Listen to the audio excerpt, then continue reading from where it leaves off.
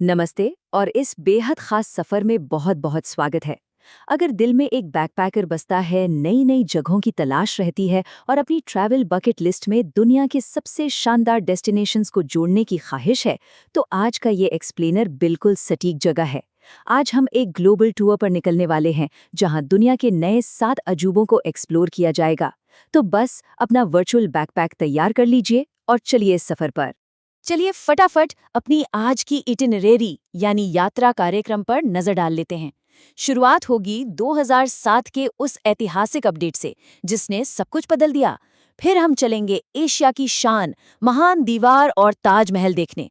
वहां से सीधे मिडिल ईस्ट के लाल शहर पेट्रा, फिर रोम और रियो के विशाल अजूबे और आखिर में प्राचीन अमेरिका के मास्टरपीस। काफी रोमांचक होने वाला है ये सफर। तो चलिए अपने पहले स्टॉप की ओर बढ़ते हैं, 2007 का वैश्विक अपडेट। आखिर ऐसा क्या हुआ कि दुनिया की इस ऐतिहासिक विरासत को दोबारा परिभाषित करना पड़ा? देखिए, पीढ़ियों से हम चमत्कारों की एक ही पुरानी लिस्ट पढ़ते आ रहे थे, लेकिन साल 2000 में स्विट्जरलैंड के एक फाउंडेशन ने सोचा, क्यों ना इसे मॉडर्न युग के हिसाब से अपडेट किया जाए। उन्होंने 200 ऐतिहासिक इमारतों का एक सर्वे शुरू किया और सबसे मजेदार बात यह है कि 2000 से 2007 के बीच दुनिया भर के करोड़ों लोगों ने इसमें वोट किया।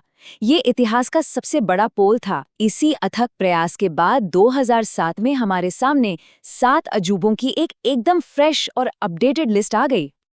अब ये सवाल उठ सकता है कि पुरानी लिस्ट का क्या हुआ? गीजा के महान पिरामिड से लेकर अलेक्जेंड्रिया के लाइट हाउस तक, ये सब वो प्राचीन अजूबे हैं जिन्हें सदियों तक सराहा गया।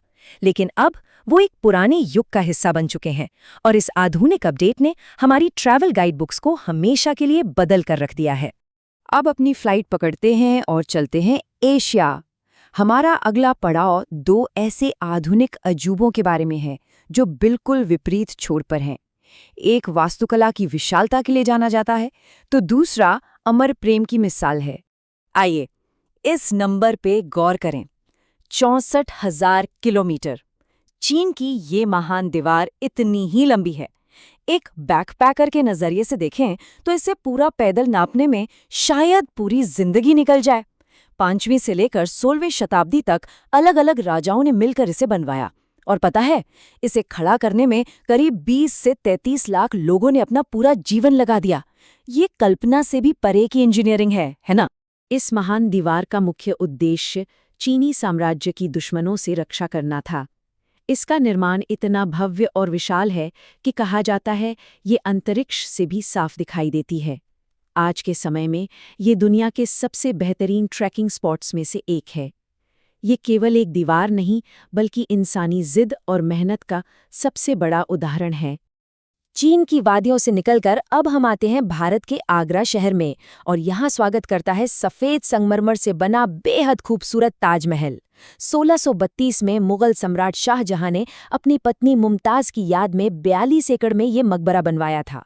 यमुना नदी के किनारे स्थित इसकी अद्भुत खूबसूरती आज भी दुनिया भर के लाखों पर्यटकों को अपनी ओर खींच लाती है। एक छोटी सी ट्रैवल टिप, इसे सुबह सुबह सनराइज के वक्त देखना सबसे जादुई अनुभव होता है। तो अगर हम एक तुलना करें तो एक तरफ चीन की महान दीवार है जिसे सदियों तक केवल युद्ध और सरहदों की रक्षा के लिए बनाया गया, और दूसरी ओर है ताजमहल, जिसका निर्माण पूरी तरह से प्रेम और समर्पण को दर्शाने के लिए किया गया। ये दोनों जगहें बहुत ही सुंदर ढंग से दिखाती हैं कि वास्तुकला कैसे अलग-अलग मानसिक भावनाओं को पत्थरों में कैद कर सकती है। एशिया की इन अद्भुत जगहों से विदा लेते हुए अब हम मिडल ईस्ट की तरफ उड़ान भरते हैं। हमारा अगला डेस्टिनेशन है पेट्रा, लाल शहर। जॉर्डन का ये यूनेस्को विश्व धरोहर स्थल कोई आम शहर नहीं है। जरा कल्पना कीजिए, एक पूरा का पूरा शहर जिसमें खुले स्टेडियम, जटिल नहरें, तालाब और अद्भुत कलाकृतियां हैं। उन सबको प्राकृतिक लाल चट्टानों को काटकर सीधे पहाड़ के सीने में उकेरा गया है। यहाँ की संकरी घाटियों से गुजरते हुए जब कोई इस शहर को पहली बार देखता है तो वो अनुभव सच में शब्दों में बयान नहीं किया जा सकता। और यहाँ के भव्य मंदिर की ऊंचाई देखिए, 138 फीट। लाल चट्टानों को काटकर इतनी ऊंचाई तक एक सटीक संरचना बनाना कोई मामूली बात नहीं है। जब एक टूरिस्ट के तौर पर इस विशाल संरचना के ठीक नीचे खड़े होने का मौका मिलता है तो इंसानियत की इस बेमिसाल कारीगरी को देखकर हर कोई पूरी तरह से मंत्रमुग्ध रह जाता है। चलिए अपने इस सफर को आगे बढ़ाते हैं और देखते हैं रोम और रियो के विशाल अजूबों को। यहाँ हम वास्तुकला के दो बिल्कुल अलग रूप देखेंगे, एक जो तमाशे के लिए बना था और दूसरा जो आध्यात्मिकता का प्रतीक है। एक तरफ प्राचीन रोम का कॉलिसियम है। ये कंक्रीट और रेत से बना वो अखाड़ा है जो कभी ग्लैडिएटर्स के अस्तित्व की लड़ाई और भारी भीड़ के मनोरंजन के लिए बनाया गया था। और ठीक इसके विपरीत है रियो डी जेनेरो की क्राइस्ट द रिडीमर की मूर्ति, आधुनिक युग का एक ऐसा प्रतीक जो एक ऊंची पहाड़ की चोटी से पूरी दुनिया को शांति और आस्था का संदेश देता है। पहले रोम के कोलोसियम की बात करते हैं। 24,000 वर्ग मीटर में फैले इस विशाल स्टेडियम में एक साथ 50 से 80,000 लोग बैठ सकते थे। सोचिए, कंक्रीट और रेत का उपयोग करके उस प्राचीन काल में इतना विशाल ढांचा तैयार करना इंजीनियरिंग का एक असली करिश्मा है। और सबसे बड़ी बात, कई प्राकृतिक आपदाओं और भूकंपों की मार झेलने के बाद भी इसकी विशालता आज बरकरार है। यहाँ की यात्रा करने पर उन पुरानी दीवारों को छूकर इतिहास की धड़कन को महसूस किया जा सकता है। अब आते हैं ब्राजील।